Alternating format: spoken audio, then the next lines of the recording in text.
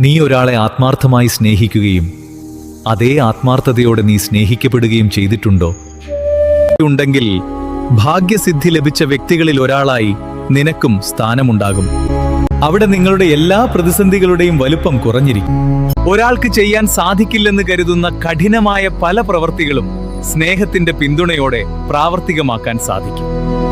കാരണം അവർ വിളിക്കുന്ന ദൈവങ്ങൾ മാത്രമല്ല, പ്രകൃതിയുടെ സകല ചരാചരങ്ങളും അവർക്ക് അനുകൂലമായ സാഹചര്യം ഒരുക്കി നിൽക്കും. എന്നാൽ വ്യക്തിപരമായ ചില അമിത മോഹങ്ങൾ അതിലൊരാൾക്കുണ്ടായാൽ നുണ എന്ന മാരക വിഷത്തിനെയും ആ സ്നേഹത്തിനുള്ളിലേക്ക് ആനയിക്കും. അന്നു മുതൽ നിങ്ങൾക്കിടയിൽ നുണകളിലൂടെ നിൽക്കുന്നയാൾ അതുവരെയും ആത്മാർത്ഥമായി കൂടെ നിന്ന ആളിൽ നിന്നും അകലം പാലിക്കാനുള്ള കാരണങ്ങളെ തേടിത്തുടങ്ങും. ആ അകൽച്ച വഞ്ചിക്കപ്പെടുന്ന ആൾക്ക് അമിതമായ സാമീപ്യമോഹമുണ്ടാക്കുകയും വഞ്ചിക്കുന്ന ആൾക്കായി കൂടുതൽ സമയം കാത്തുനിന്ന് വിഡ്ഢി പരിവേഷകനായി സ്വയം മാറുകയും ചെയ്യും. എന്നാൽ വഞ്ചിക്കുന്നയാൾ നുണകളിലൂടെ യാത്ര തുടങ്ങുന്ന നിമിഷം മുതൽ പ്രകൃതിയുടെ പ്രതിപ്രവർത്തനത്തിന് ഇരയാകുന്ന കാര്യവും തിരിച്ചറിയാതെ പോകും.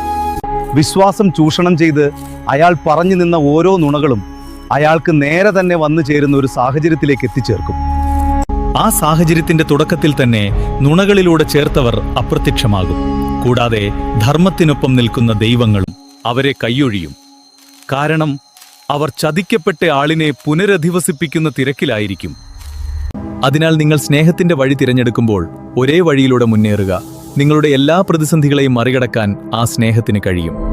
എന്നാൽ മാനസിക വ്യതിയാനം സംഭവിക്കുന്ന ആകർഷണങ്ങളിൽപ്പെട്ട് ഒരാളെ ചതിച്ചുകൊണ്ട് മറ്റു വഴികളിലേക്ക് നിങ്ങൾ തിരിയുമ്പോൾ നിങ്ങൾക്ക് നഷ്ടപ്പെടുന്നത് സ്നേഹമെന്ന അമൂല്യ സമ്പത്ത് മാത്രമല്ല, ആ സ്നേഹത്തിലൂടെ നേടിയ എല്ലാ അവിഭാജ്യ ഘടകങ്ങളും നഷ്ടമാകും.